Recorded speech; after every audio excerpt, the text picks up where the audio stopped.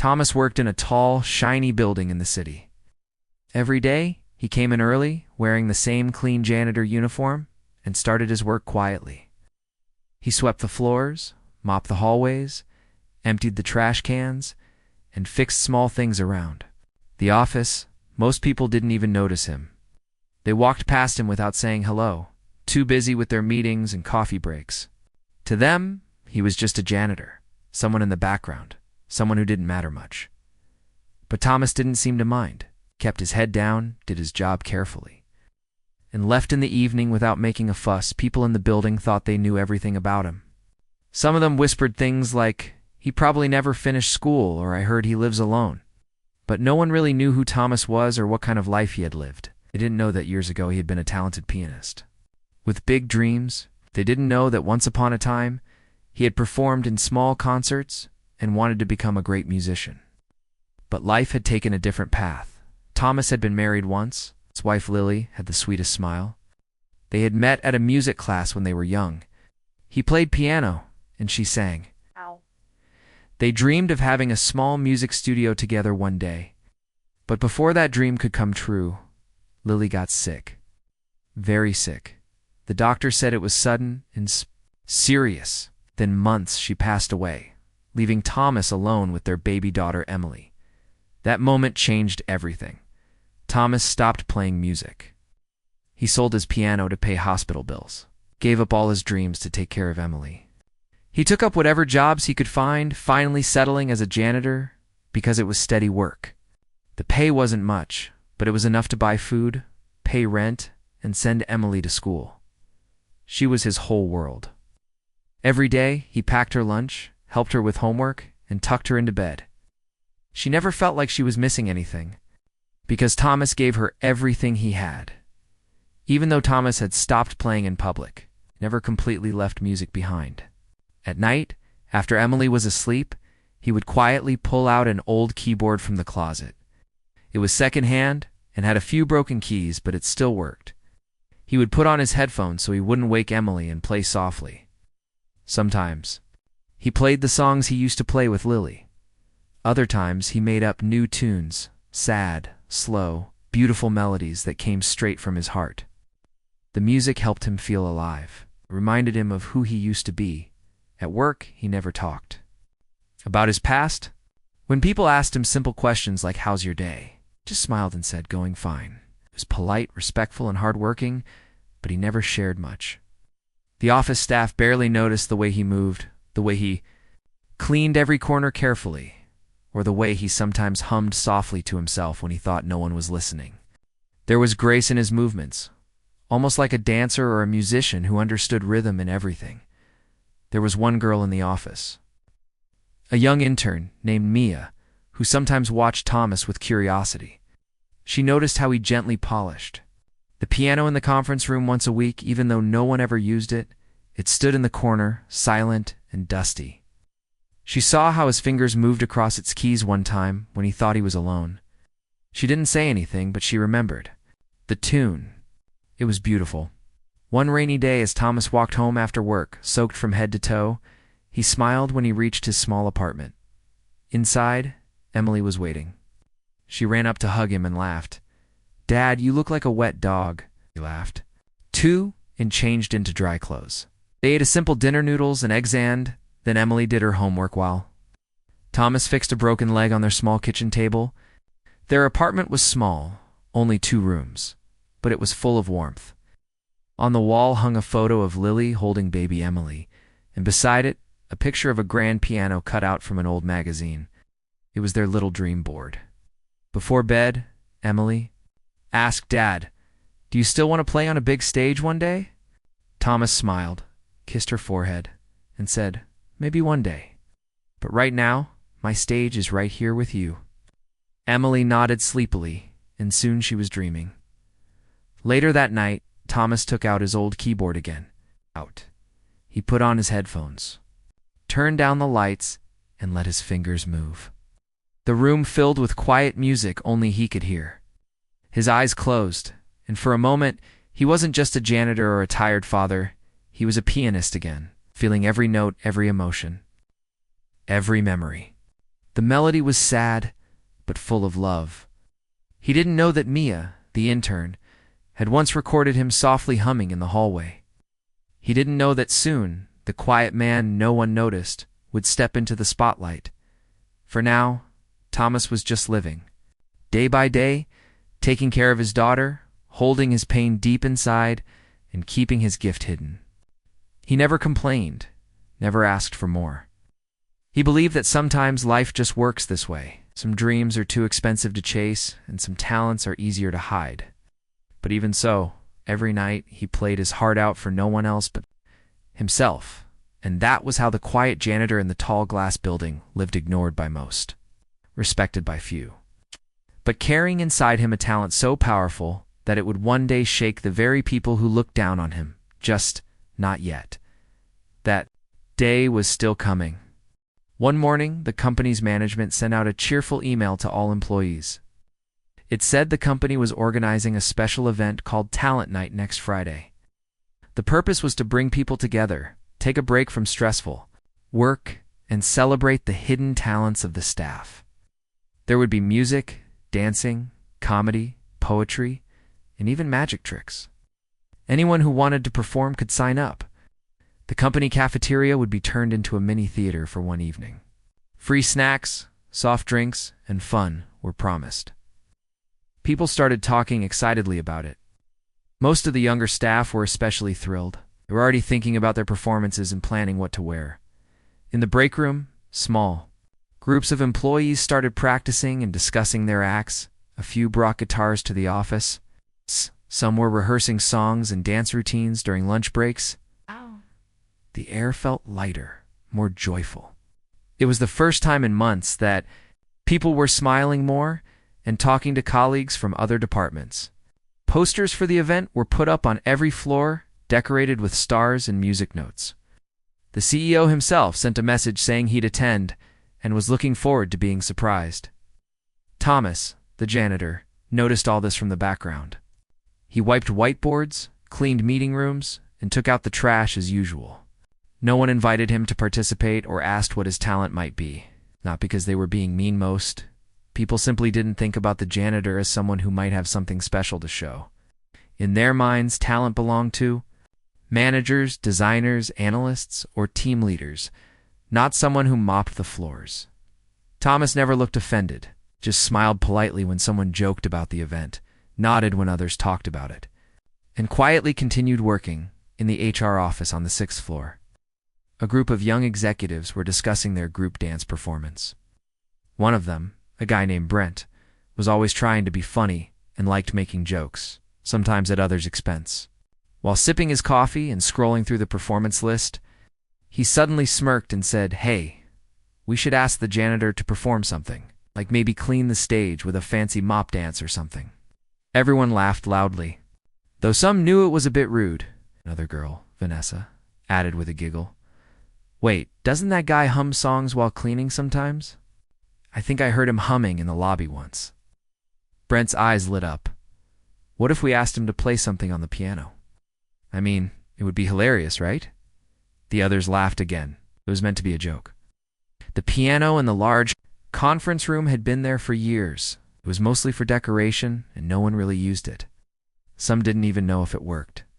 Brent and a few others thought it would be funny to see the janitor sitting on the stage awkwardly trying to play something. It would get a few laughs, and the crowd would enjoy it. So Brent walked down to the floor where Thomas was polishing the glass doors near the main entrance. "Hey, Thomas," Brent called out loudly. Thomas turned and gave a small nod. "We're putting together a fun talent show next week. You should join in. Play us something on the piano, huh?" he said with a teasing grin. Thomas paused for a moment. He could tell from Brent's tone that it wasn't a serious invitation. The way he smiled, the way his friends laughed nearby it, felt more like a joke. But Thomas didn't react the way they expected. He looked straight at Brent and said softly, "Sure, I'll play." Brent blinked. "Wait, really?" Thomas nodded. "Yes, I'd like to play." Now Brent didn't know how to respond. He had expected Thomas to be shy or say no. Instead, the janitor had calmly accepted. Brent tried to laugh it off. "All right." Then, we'll put you on the list. You better not steal the show," he joked. Thomas just smiled and walked away, leaving Brent and his group a bit puzzled. Word quickly spread around the building that the janitor was going to perform at talent night. People were surprised. Some were amused. Others were curious. Few even felt a little uncomfortable, wondering if it was right to treat someone that way. Mia, the intern who had once seen Thomas touching the piano, felt something different. She had always thought there was more to him. When she heard the news, she didn't laugh. Instead, she wondered, what if he's actually good? As the days passed, more and more people signed up for the show. The list was filled with office singers, dancers, magicians, and stand-up comedians. But one name stood out: Thomas Piano Performance. People looked at the list and whispered, "That's the janitor, right?" Some chuckled. Others raised eyebrows. But no one removed his name. It stayed there, between acts by top salespeople and the marketing team's comedy skit. Thomas never practiced in front of anyone. He continued working like normal. No one knew what he was going to play. In fact, many believed he probably couldn't play at all. Some assumed he would get nervous and back out. But Thomas knew exactly what he wanted to do. Every night after Emily went to sleep, he practiced on his broken old keyboard. He chose a song that was close to his heart, a piece he had composed years ago for Lily. It was deep, emotional, and powerful. He knew it perfectly, every note, every pause. He had never played it for anyone, but he felt the time had come. The night before talent night, Thomas ironed his cleanest shirt. It wasn't new, but it was neatly pressed. He even polished his old shoes until they shined. Emily looked at him and asked, "Are you nervous, Dad?" Thomas smiled, a little. "But I'm ready." Emily gave him a hug. "They don't know how good you are, but they will." The next day, the office was buzzing with excitement. A small stage was set up. In the cafeteria, chairs were arranged in neat rows. Colored lights and a microphone stood in place. Staff came in early, many bringing friends or family to watch. Snacks and drinks were arranged on the side tables. A big sign hung above the stage: "Talent Night, discover the stars among us." Everyone came. The CEO, the directors, the department heads, the interns even. The security guards and cafeteria workers showed up. People took photos and chatted as the show began. Each act brought claps and laughter. The sales manager sang an old rock song. The IT team did a funny skit about computers crashing. A girl from HR danced beautifully. One guy even juggled while reciting poetry. The crowd was having a great time. And then the host read the next name on the list. "Up next, we have someone you all know, but maybe not like this. Please welcome Thomas with a piano performance." A mix of surprise, curiosity, and awkward silence filled the room. Heads turned. Some people whispered. Brent and his group leaned forward, smirking, expecting to be entertained in a different way. The CEO raised his eyebrows and sat back to see what would happen. Thomas walked up slowly. He wore his neat shirt and old polished shoes. His face was calm. He didn't look nervous. He sat at the piano, adjusted the seat, and placed his hands gently on the keys. The room was quiet, waiting. No music had started yet, but something in his body language made a few people lean in, sensing something was different. And then he began to play. But that moment is the next part of the story, though. Part that would change everything. The lights in the company cafeteria were dimmed, and the air was filled with excitement. Everyone was laughing, clapping, and enjoying the show. There was music, dance, and comedy. The place, which normally felt serious and filled with work stress, had turned into a stage of fun and surprise. People wore colorful clothes instead of their usual office suits, and many had even brought their families. The cafeteria was full of cheers, with plates of snacks and drinks being passed around. Talent night was turning out to be more successful than anyone had expected. The stage was small, but it had lights and a microphone. The decorations were simple: some banners, glittering paper stars, and bright posters. But what really mattered was the energy of the people. So far, everyone who had performed had received loud applause. A group of interns danced to a pop song. A finance officer sang an emotional song that made many people tear up. There was a stand-up comedian who made jokes about office life, and everyone laughed until their stomachs hurt. People were happy. Everyone had forgotten about work, deadlines, and emails. It was just joy. Then the host came on stage again with a bright smile and a note in his hand. He paused for a moment and said, "Now, coming up next is someone very special. Someone we all know, but maybe we've never seen this side of him before. Please welcome Thomas." For a few seconds, silence fell over the crowd. People looked at each other, confused. "Thomas, the janitor," someone whispered. Others turned in their chairs. They hadn't forgotten. Some were smiling awkwardly, waiting to see what would happen. A few were still thinking this might be a funny act. Maybe he would mess up and people would laugh. Others were just curious. Most had no expectations at all. Then, slowly, Thomas walked up to the stage. He wasn't wearing his usual janitor uniform, had on a light blue button-up shirt that was clean and well-pressed. His shoes were old, but they had been polished. His hair was neatly combed, and his eyes looked calm, and he didn't walk nervously. He didn't rush. He moved with a quiet confidence, the way someone does when they are not there to impress, but simply to be themselves. He reached the piano, adjusted the bench, and sat down slowly. He took a deep breath and looked at the keys. For a moment, his fingers hovered above them. You could hear a pin drop in the room. No one was laughing now. No one was even talking. The room was holding its breath, and then Thomas began to play. The first note was soft, gentle like a whisper.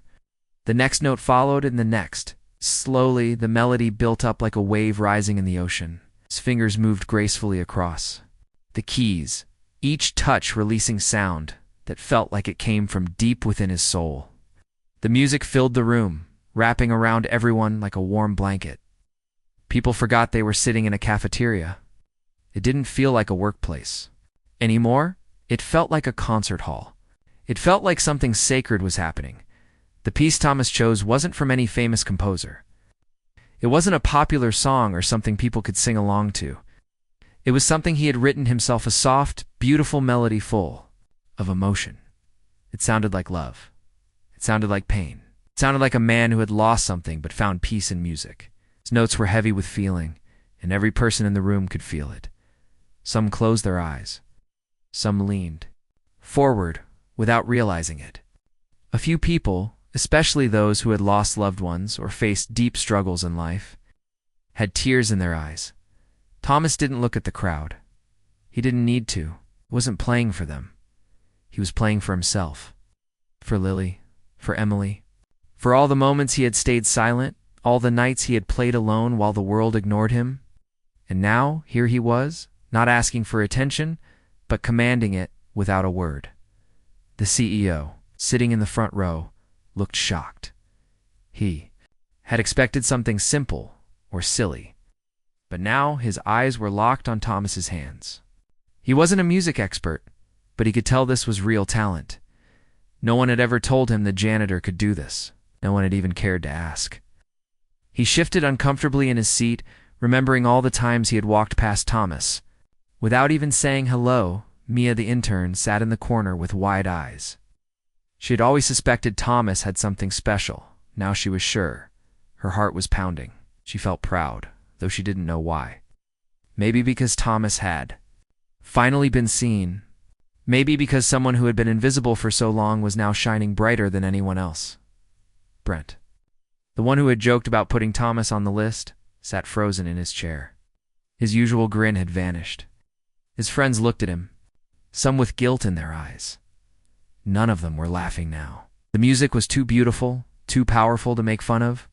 Brent swallowed hard, suddenly realizing how wrong he had been as the piece reached its climax. The music swelled and became bolder. Thomas's fingers danced across the keys, fast but smooth, like they had done this 1,000 times.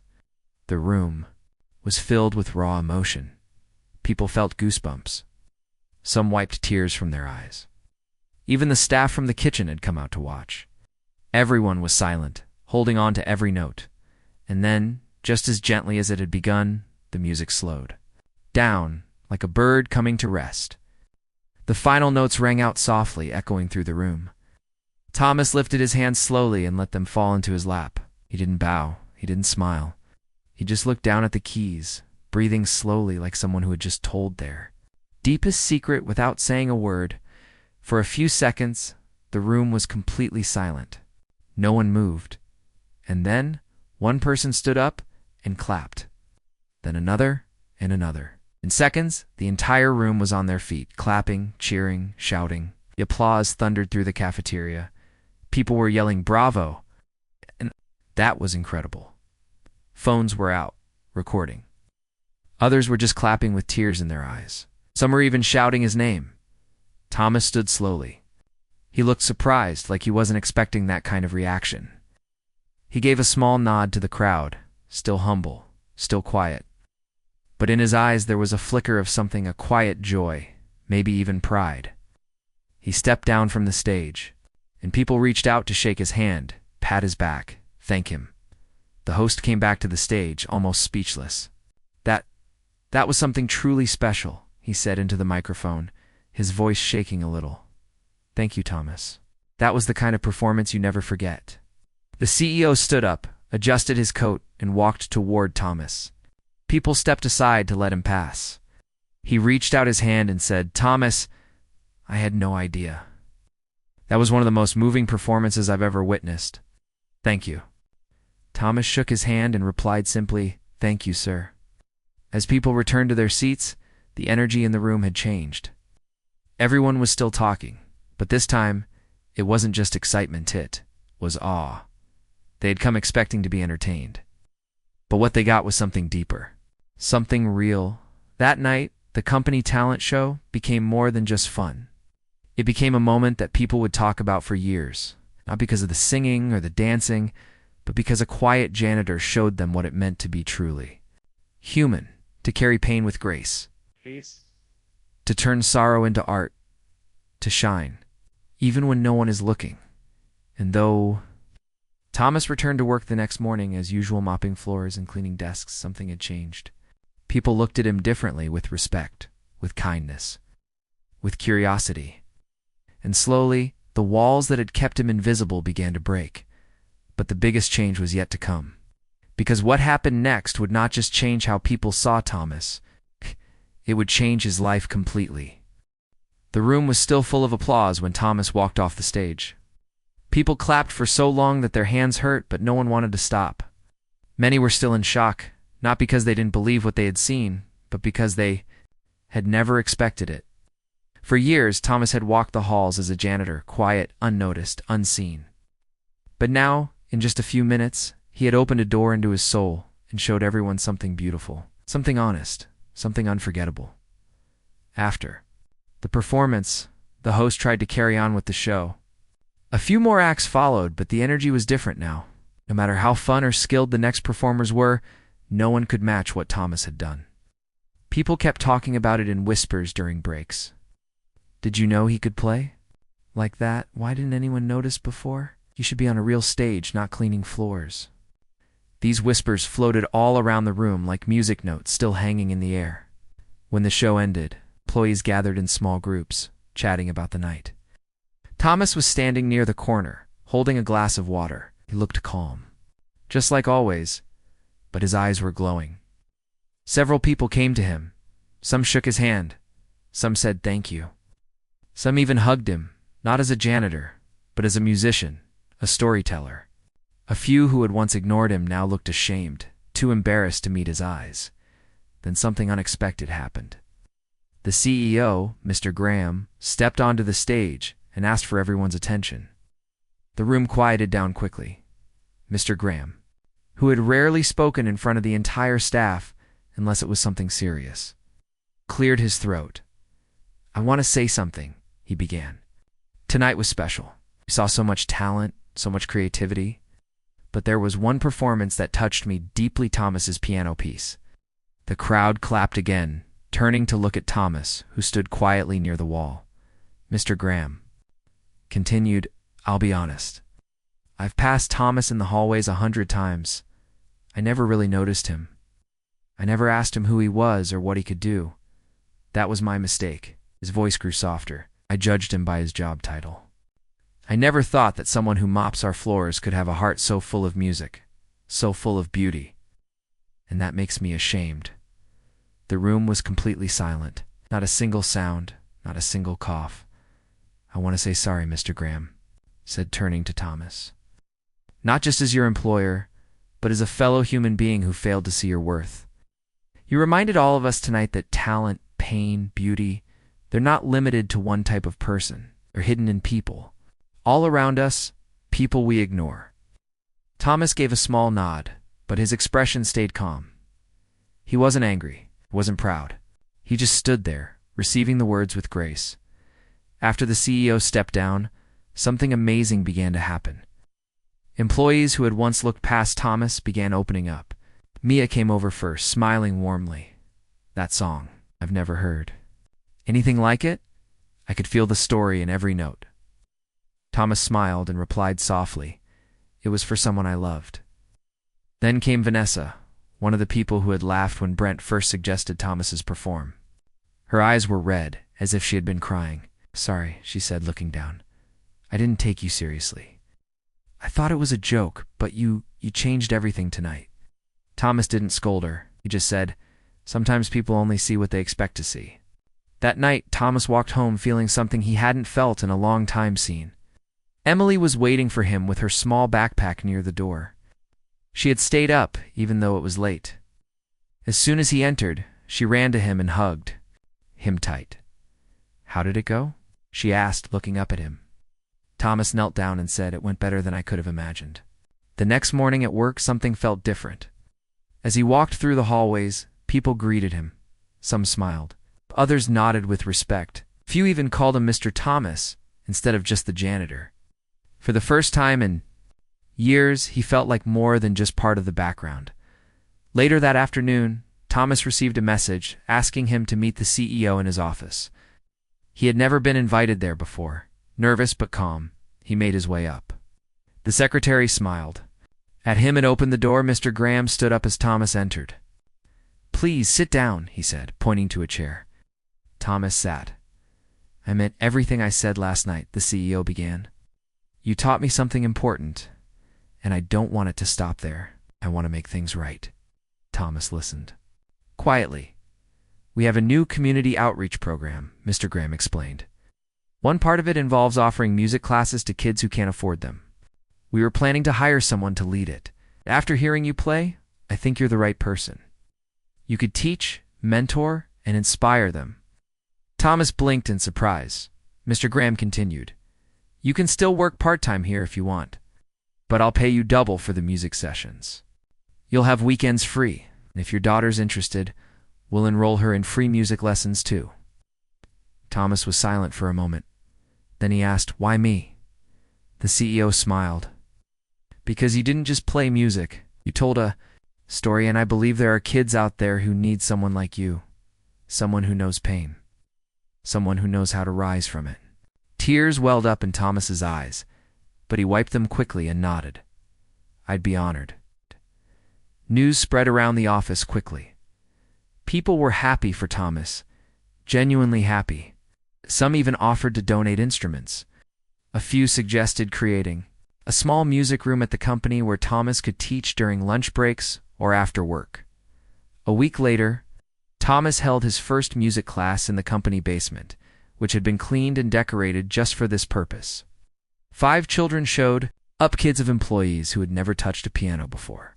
Emily sat proudly beside her father, helping him arrange the chairs. Thomas looked at each child and said, "This is not just about playing notes. It's about finding your voice." "Oh." Meanwhile, Mr. Graham made another quiet move. He called the head of a local music academy and invited them to see Thomas perform again, this time in a smaller, private setting. When the academy director saw Thomas play, he was amazed. "How has no one discovered him before?" he asked. Mr. Graham smiled. "'Cause we weren't looking." That night, the music school offered Thomas a chance to work with them as a part-time instructor. He could choose his hours. He could bring Emily. They would even repair his broken keyboard and gift him a new one. Life began to change, not all at once. But slowly and surely, Thomas still cleaned sometimes, not because he had to, but because he believed in humility. He said, "Cleaning is honest work. Music feeds the soul, but this keeps me grounded." People respected him even more for that.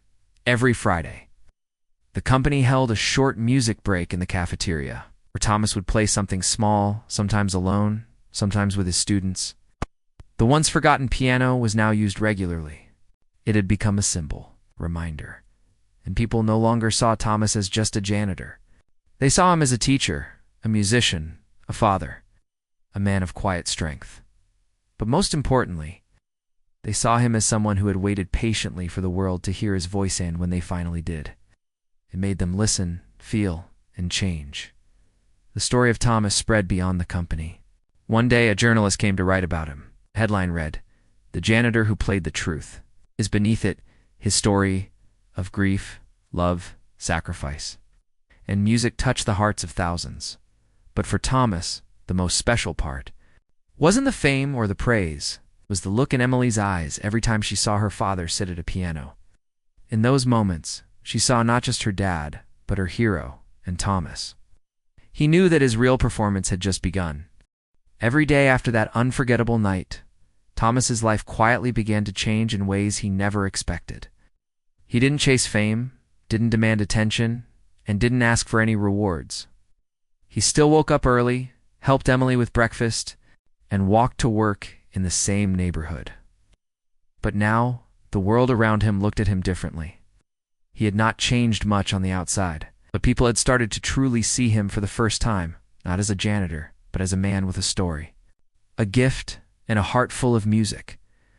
At the office, everything felt different. Wherever Thomas went, people smiled at him, greeted him warmly, and some even stopped to chat. Even the people who used to ignore him now spoke to him with respect. The same polished floors he once mopped without being noticed now echoed with footsteps that paused to say, "Good morning, Thomas," or "That performance was still in my head all weekend." People started asking him questions about music, about his life, about how he learned to play like that. He was no longer invisible. The best part of his day was always the music class in the basement. At first, it had started with only 5 children, but within 2 weeks, 10 more joined. Parents wanted their kids to learn from him. Thomas welcomed everyone with patience. He never shouted, never rushed, and never made anyone feel small. He believed music was not about perfection. It was about feelings, about expressing something words couldn't say. He often told his students, "You don't have to be great. You just have to be real." Emily was his assistant in every class. She helped set up chairs, arrange sheet music, and even helped explain small lessons to the younger kids. Watching her smile while sitting at the edge of the room made Thomas feel proud. She had always believed in him, even when the world didn't. Now she was part of his new journey. One day after class, she whispered, "I like this version of our life, Dad." Thomas hugged her tightly and replied, "So do I." The CEO, Mr. Graham, often came by to check on the music sessions. He didn't wear his usual serious face anymore. When around Thomas, smiled more, listened more, and even tried to learn a few piano notes himself. One afternoon, after watching Thomas teach a shy boy how to play a simple tune, Mr. Graham said, "You've changed this place more than I ever did as a leader." Thomas replied, "Sometimes all it takes is listening to the quiet people." One day, something special happened. A representative from the local music academy showed up again, this time with a small team. They had come to officially offer Thomas a paid position as a part-time instructor. They had been watching him teach through recordings and live visits. They were impressed not just by his skill, but by his way of connecting with students, especially kids who lacked confidence. Thomas was surprised. "Me? At your academy?" "Yes," the director replied. "We want your heart, not just your hands. You understand music in a way books can't teach." They offered him a flexible schedule, a good salary, and a brand new digital piano too. Use at home. They also wanted to feature his story in their magazine, hoping to inspire others. Thomas didn't answer right away. He went home and spoke to Emily. He always included her in big decisions. She looked up at him and said, "You should do it. I'll still help with the office kids too. But now the world will hear your music, Dad. They need to." The next day, Thomas said yes. It was the beginning of a new chapter. He kept teaching at the office during weekdays and worked at the academy on weekends. Slowly, his name became known in the community. Other schools started inviting him to perform. He was asked to give talks about his life, about how he balanced being a father, a janitor, and now a teacher. He never bragged. He always said, "I'm just doing what I love." But even with all the attention, Thomas never forgot where he came from. He continued helping at the office when needed. If he saw a broken light or a messy hallway, he still cleaned it up. He didn't do it because he had to. He did it because he believed no job was too small. People often offered to help him now, and he accepted their kindness with gratitude. Then, something beautiful happened. One of the senior directors of the company, who had been deeply moved by Thomas's story, proposed turning the dusty piano room on the top floor into a real music space, a place where any employee could come and play or listen. They named it the Thomas Room. Inside, they placed a beautiful upright piano, some chairs, soft lighting, and even a small shelf of books about music and life. On the wall, they framed a picture of Thomas sitting at the piano from that famous talent, Night Performance. Below it, a quote was written, "Talent doesn't always wear a tie." The Thomas Room became a peaceful space where people could take a break, relax, or find inspiration. Sometimes Thomas would play quietly in the afternoon and people would gather just to listen. It wasn't a concert, just a moment of calm. Staff would come in feeling stressed and leave feeling lighter. One woman from the accounting team said, "I was having the worst day, but hearing Thomas play gave me the strength to go on." Thomas never saw himself as a hero. Still lived in the same small apartment, still cooked simple meals for. Emily helped her with homework and played music late at night. But everything around them had become brighter. Emily's school invited Thomas to perform at their parent-student night. The children clapped like crazy when he finished. Later, one little boy asked Emily, "Is your dad famous?" She smiled and said, "He is to me." As time went by, Thomas was invited to speak at a large education event in the city. He stood on stage in front of hundreds of people, holding nothing but his calm voice and quiet strength. He told his story not with big words, but with honesty. "I was once invisible," he said. "I thought my dreams were gone. But music stayed with me, even when nothing else did. And then one day, someone gave me a chance. Not because I asked for it, but because I didn't give up." The crowd stood and clapped. Some cried. Teachers, students, musicians, and strangers came up to him afterward just to say thank you. Later that night, as he sat on the balcony of his apartment with Emily, watching the stars, she asked, "Do you miss anything from the past, Dad?" He thought for a moment and said, "I miss your mom. I miss the music we made together. But I feel like you and I are making new music now, a different kind, but just as beautiful." She leaned her head on his shoulder, and they sat in silence. The kind of silence that speaks louder than any words. Months passed, and the impact of Thomas's story kept growing. A small documentary was made about his journey. It was called "The Janitor Who Played the World Still." It went viral online. People from different countries reached out. Some wanted to learn from him. Some just wanted to say how his story gave them hope. Thomas read every message with tears in his eyes, but he stayed the same humble, soft-spoken, grateful. He always said, "I didn't become someone new. I just stopped hiding who I already was." And that's how his story ended. With a big concert, not with a trophy or medal, but with a life lived with honesty, love, and courage. A life where music became a bridge between the quiet heart of a janitor and the busy world that had once ignored him. Now, whenever someone passed by the Thomas Room, they paused, not just to hear music, but to remember a truth that greatness isn't loud. Sometimes it walks softly in quiet shoes, holding a mop in one hand and a symphony in the other. And Thomas, not to impress anyone, but simply because music lived inside him and now, The world was finally listening.